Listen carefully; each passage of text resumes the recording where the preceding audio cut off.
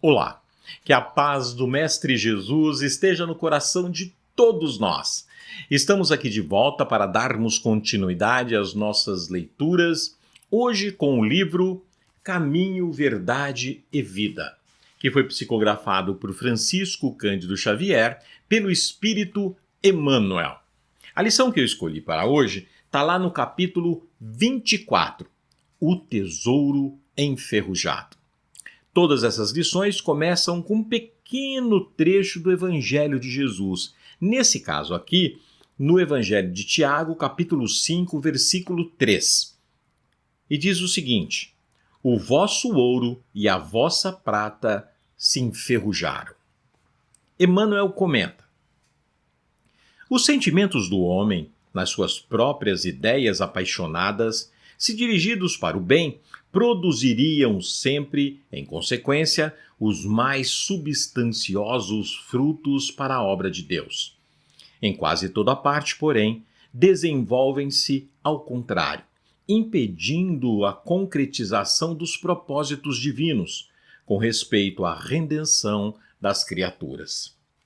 De modo geral, vemos o amor interpretado tão somente à conta de emoção transitória dos sentidos materiais. A beneficência produzindo perturbação entre dezenas de pessoas para atender a 3 ou 4 doentes.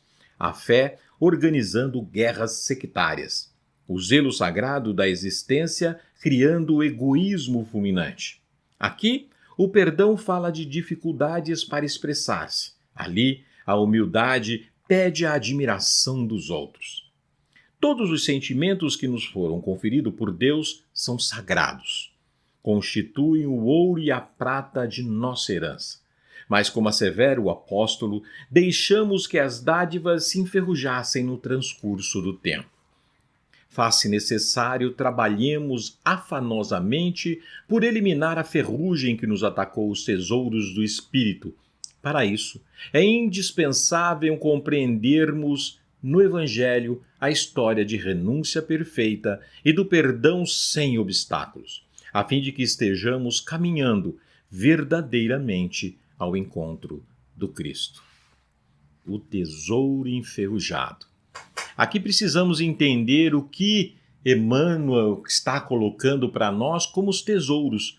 Porque nós, como somos materialistas ainda, quando pensamos em tesouros, pensamos de fato na prata, no ouro, nos bens materiais que nos dão a possibilidade de uma boa vida, de uma vida melhor.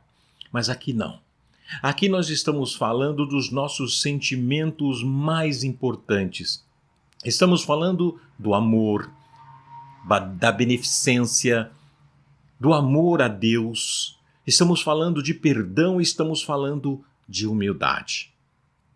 Esses são os verdadeiros tesouros que nos acompanham aqui. E são esses tesouros que nós precisamos cuidar, que nós precisamos tomar conta para que eles não enferrujem, para que eles não deixem de existir, porque a nossa utilização desses bens, desses tesouros, são de forma equivocada. Nós precisamos amar, mas amar verdadeiramente, sem os interesses materiais, sem os interesses do prazer momentâneo. Nós precisamos querer a benevolência para ajudar o próximo, sem interesses particulares, sem interesses pessoais. Nós precisamos perdoar.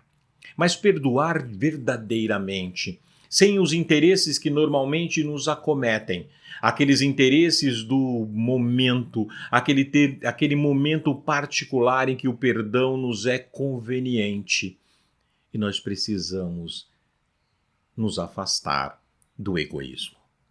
Precisamos pensar mais no outro. Precisamos utilizar da humildade com verdade, não com a intenção de que ela seja uma propaganda, um marketing das nossas vidas. A humildade não precisa ser a maior de todas, ela só precisa ser. Ela só precisa existir.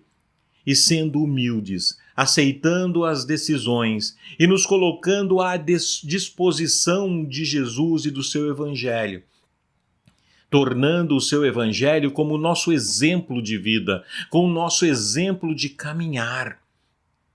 Quando nós colocarmos o Evangelho de Jesus no nosso caminho, quando nós verdadeiramente acreditarmos que Jesus é o caminho, a verdade e a vida, nós poderemos sim retirar o ferrugem dos nossos sentimentos. Poderemos tirar a sujeira que nós colocamos nos nossos tesouros e caminhar. Caminhar para a evolução, caminhar para a tentativa de sermos pessoas melhores e sermos espíritos muito melhores ainda. Só assim que nós conseguiremos avançar para o plano espiritual e alcançar a nossa verdadeira felicidade. Que a paz do Mestre Jesus esteja no coração de todos nós, que possamos seguir durante essa semana refletindo sobre os nossos bens mais importantes, sobre os nossos verdadeiros tesouros e o que nós estamos fazendo com esses tesouros que Jesus nos trouxe para aprender. Que assim seja, graças a Deus.